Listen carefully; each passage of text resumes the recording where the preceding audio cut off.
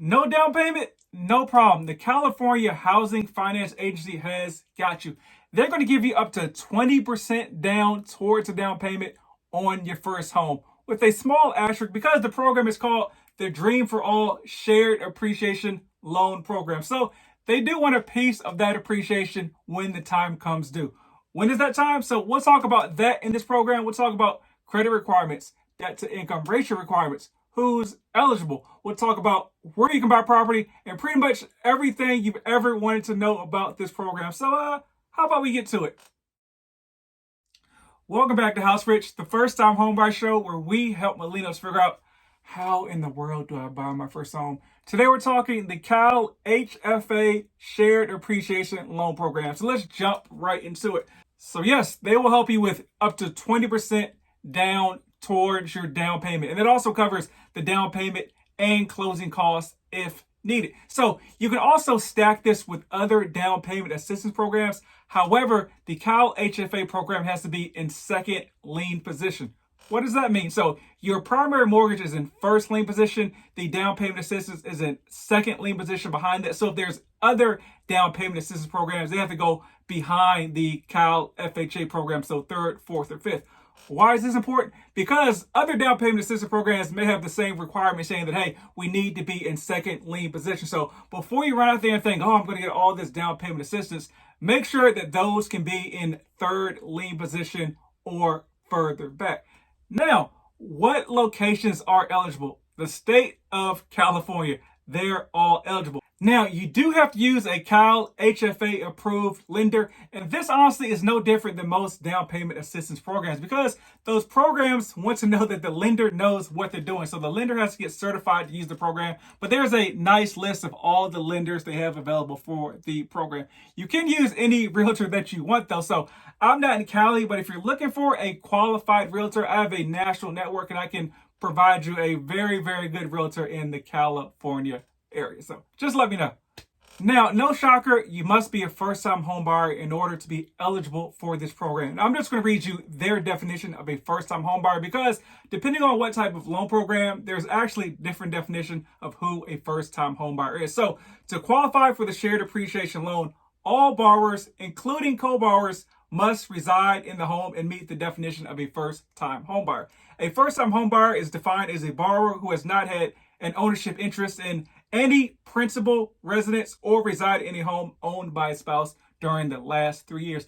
That's very important because some loan programs, I'm talking to you conventional, if you've owned a residence but don't live in it, for instance, you owned a residence but you rented out that property and now you moved into an apartment and you've been in that apartment for the last 3 years, you are not a first-time home buyer. However, in that scenario for CalHFA, you would be a first-time home buyer.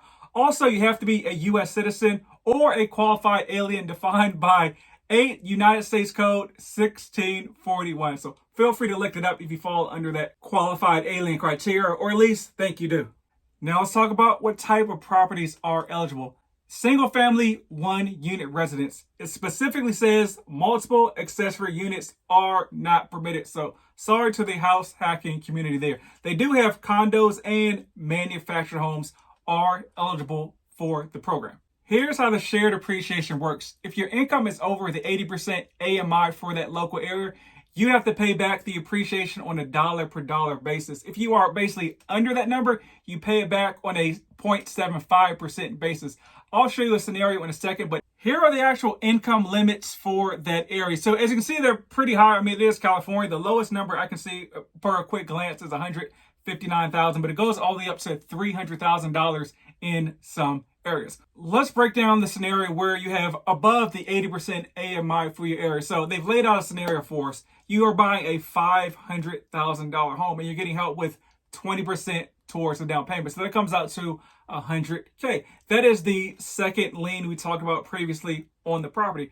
Now let's say the home appreciates up to $700K. So $700K minus $500K comes out to $200K on the sale or termination event for the loan. And we'll talk about termination events a little bit later. So now you take 20% of $200K that comes out to $40,000. You still have that $100,000 lien on the property. So $100,000 plus $40,000 comes out to $140,000. You'd owe the CalFHA HFA program on the sale of the property. You may be thinking, hey, this seems like a lot of money. Well, once again, the 100K wasn't yours in the first place. They gave that to you. Then two, the other part is appreciation. But once again, you would not have the property if it wasn't for the 100K they gave you for the down payment. And think about it when you're renting. I mean, you're getting no appreciation from the landlord. Like if you rent for, 5 years, the landlord's like, okay, the property appreciated 20%. Let me break off a piece. You just pay the rent and you should appreciate having a place to live in.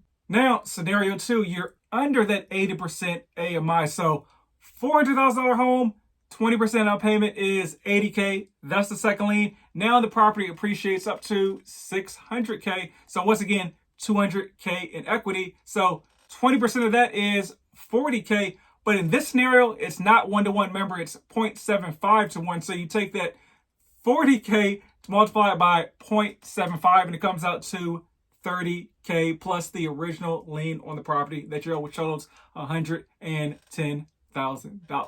Now, let's talk about those termination events or when you have to pay the property back. So if you're transferring title, like you're giving the property to somebody else, that money is due. So you can't just pass it down to a loved one, unfortunately. The sale of the property, payoff of the primary loan, so there's no lien on the property in first position anymore. A payoff of the subordinate loan balance. If you refinance the first loan, we're going to go over refinancing in a second. Or if you go into default, unfortunately, on the property. Let's get into a little bit of underwriting. So debt to income ratio requirement. So it can go all the way up to a 50% debt to income ratio requirement if your credit score is above 700. It caps out at 45% if you're between 680 and 699. Now let's talk about credit score. So the minimum credit scores for borrowers with an income greater than the 80% of the AMI is 680. The minimum credit score is 660 for borrowers with a income under that 80% AMI. So no matter what, 660 is the minimum credit requirement for this program. Let's talk refinancing. Just going to read this verbatim so you don't get it tangled or twisted. During the life of the shared appreciation loan, CalHFA will allow borrowers to refinance the first mortgage into a single limited cash out refinance as defined in the Fannie Mae Selling Guide without requiring immediate repayment of the shared appreciation loan. One time and one time only, as long as you comply with CalHFA's subordination policy. So yes, you can refinance, but basically you can combine the two loans into one, but only once. What do you think? Is this something you would explore? Let me know down below. Once again, I'm in Dallas, but can help you out in Cali if needed. But as always, buy land. Rumor has it, they're not making any more of it.